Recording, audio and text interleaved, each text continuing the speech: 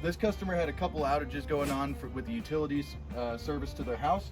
So he decided to go with a 20 kilowatt Cummins generator. This is a whole home standby generator, so it will power everything in this house at any given time. When the utility shuts off, we have our feeders coming from the meter into this automatic transfer switch. You can also get a manual transfer switch if you want. This customer wanted automatic, so everything's automated. He doesn't have to come out manually turn on the generator himself. It all happens automatically. Once the utility service drops off, this thing switches over, turns on the generator, feeds it back into that panel there. This thing's great because it is rated for ultra low ambient temperatures, so it will run down to negative 25 degrees Fahrenheit. It has the cold weather kits pre-installed, which is great compared to other competitors. It has this orange mat here that is a battery heater. It has an oil filter heater and a trickle charger and a couple other goodies pre-installed, so that way we don't have to do it in the field. It's a great setup. Another caveat with this one, the AC condensers were actually originally over here where the generator was. So a lot of people think that, hey, I don't have the space for a generator. A lot of times there's things that we can do to overcome those obstacles. So what we did here is we moved this condenser over a couple feet, and then we moved this condenser over on the other side of this meter over here, and made space for our generator to go in its current position now.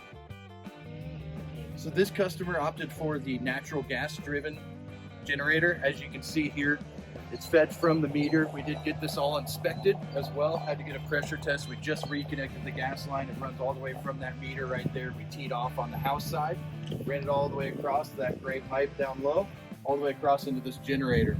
There are options to install a propane conversion kit if you do not have natural gas supplied to your home. Say you're up in the mountains and you're running off of a propane tank.